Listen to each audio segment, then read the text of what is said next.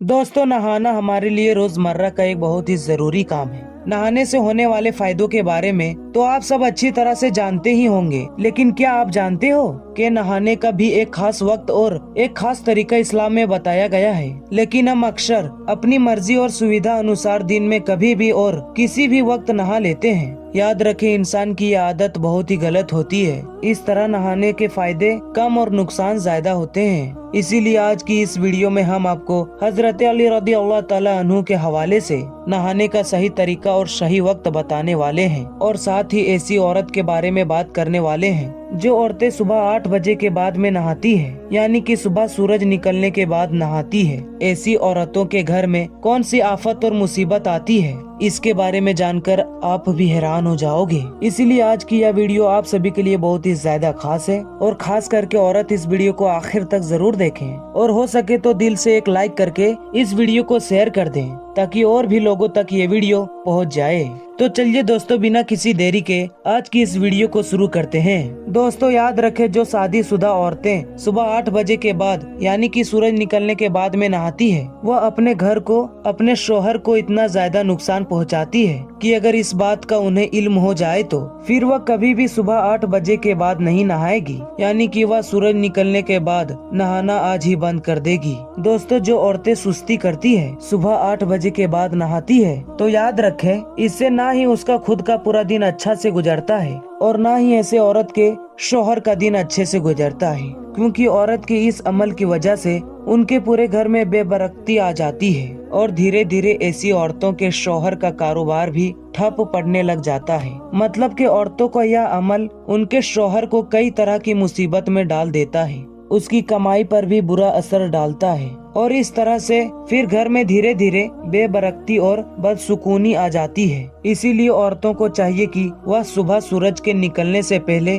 नहा धोकर और पाक साफ होकर सबसे पहले फजर की नमाज अदा करे। उसके बाद अल्लाह से अपने लिए और अपने घर में खैरो बरकत के लिए अल्लाह ताला से दुआ करे। उसके बाद अपने शौहर के लिए नाश्ता वगैरह बनाए, उसके कपड़े को इस्त्री करें और शौहर के काम पर जाने की तैयारी करें। उसके लिए दुआ करें ताकि शौहर के कारोबार में खूब बरकत हो और उसका पूरा दिन अच्छे तरह से गुजर जाए। याद रखें, जिन घरों में औरतें सुबह 8 बजे से पहले नहाती है, यानी कि सूरज के निकलने से पहले नहाती है, तो उनके घरों में खूब खैरो बरकत होती है, उनके घर में हमेशा खुशियाँ बनी रहती है। एक मर्तबा इस बारे में हजरत अली रज़ी अल्लाह ताला अन्हु से जब पूछा गया, तो आपने फरमाया कि औरतों को चाहिए कि वह सुबह फजर के वक्त उठे और उठकर सबसे पहले गुस्ल करें, यानी कि नहाएं, उसके बाद फजर की नमाज अदा करें और अल्लाह से अपने घर में खुशहाली के लिए दुआ करें। उसके बाद ही वह अपने घर के बाकी कामों को हाथ लगाए, यानी कि गुस्ल करने से पहले वह घर के किसी भी काम को हाथ ना लगाए। और यही नहीं, सुबह जल्दी उठकर नहाने वालों के लिए अल्लाह के प्यारे नबी सल्लल्लाहु ताला अलैहि वसल्लम ने भी बरकत के लिए दुआ की है। आपने फरमाया, ए अल्लाह, जो सुबह जल्दी उठकर गुस्ल करे और फजर की नमाज अदा करे, उसके कदमों में बरकत पैदा कर दे। मगर आजकल तो ऐसी बहुत सी औरत हैं जो रात को लेट सोती है और सुबह देर तक सोई रहती है, यानी कि वह सुबह सूरज निकलने तक सोई रहती है, उसके बाद वह उठकर नहाना धोना करती है। याद रखे, ऐसी औरतें अपने पूरे घर को बेबरकती की ओर ले जाती है। ऐसे घर में कभी भी खैरो बरकत नहीं होती है। इसीलिए आप हमारे इस बात पर गौर जरूर करें।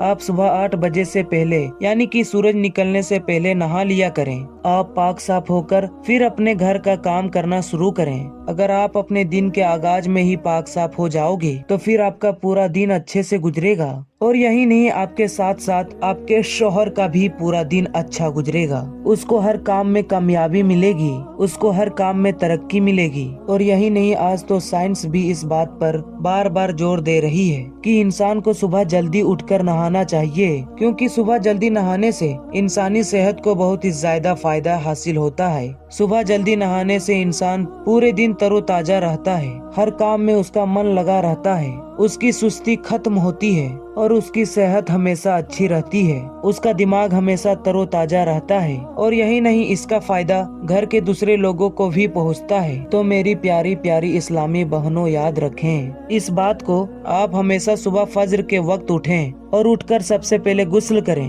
उसके बाद फज्र की नमाज पढ़ें, फिर अल्लाह से अपने लिए और अपने घर की खुशहाली के लिए दुआ करें। उसके बाद ही आप अपने घर के दूसरे काम को करें। इंशाअल्लाह आपके घर में हमेशा खुशियां बनी रहेगी। अब दोस्तों, आपको उन गलतियों के बारे में बताते हैं जिनको अक्सर औरतें नहाते वक्त कर देती हैं। याद रखें, औरतों को चाहिए कि वह नहाते वक्त इन गलतियों को कभी भी भूलकर भी ना करें। सबसे पहली बात, औरतों को चाहिए कि वह जब भी नहाने जाए तो सबसे पहले वह अपनी जबान से नहाने की नियत कर ले। इसके अलावा औरतें नहाते वक्त भी इस बात का जरूर ख्याल रखें, इस बात का जरूर ध्यान रखें कि वो नहाते वक्त किबले की तरफ अपना रुख ना करे। और औरतों को चाहिए कि वह कभी भी खुले में ना नहाए, यानी कि ऐसे जगह पर कभी भी ना नहाए जहाँ पर किसी की नजर उस पर पड़े या किसी की नजर उस पर पड़ने का आदेश हो। याद रखे, मर्द अपने नाफ से घुटनों तक का जिस्म ढाँप कर, यानी कि इस पर कोई कपड़ा ढककर खुली जगह पर नहा सकता है,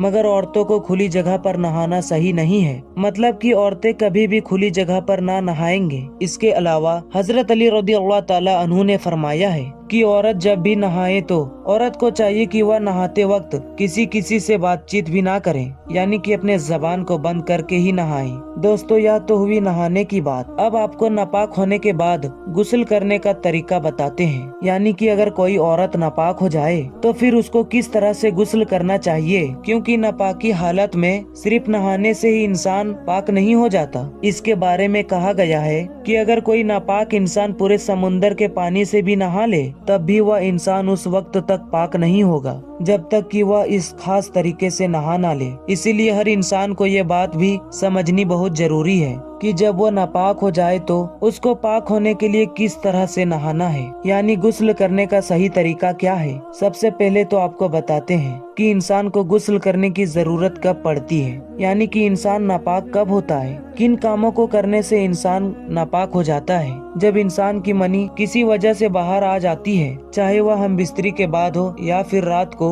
नाइट फेल की वजह से निकल गई हो, या फिर किसी ने अपने हाथ से अपनी मनी निकाली हो, या फिर किसी मूवी या गंदी फिल्म देखने के बाद में ऐसा हुआ है। कहने का मतलब यह है कि चाहे जो भी कोई वजह हो, अगर इंसान की मनी बाहर निकल जाती है तो फिर औरत हो या मर्द हो, लड़की हो या लड़का, उसको एक खास तरीके से नहाना यानी कि गुस्ल करना जरूरी हो जाता है। अगर किसी औरत की महावरी शुरू हो गई, यानी कि उसके पीरियड शुरू हो गया, तो अब वो नापाक हो गई। अब पीरियड का टाइम पूरा होने के बाद में उसको खास तरह से नहाना जरूरी हो जाता है। अब आपको बताते हैं कि अगर कोई इंसान नापाक हो जाए तो फिर उसको किस तरह से नहाना चाहिए। एक नापाक इंसान को, चाहे वह मर्द हो या औरत, उसको नहाने से पहले दिल ही दिल में यह इरादा कर लेना चाहिए कि वह नापाकी को दूर करने के लिए यह खास गुस्ल कर रहा है। ऐसा सिर्फ अपने दिल में ही इरादा कर लेना काफी है। दोस्तों, गुस्ल करने का तरीका यह है कि आप सबसे पहले अपने हाथों को धो लें, फिर अपने अस्त्र को जहाँ पर गंदगी लगी हो उसको अच्छी तरह से धो लें।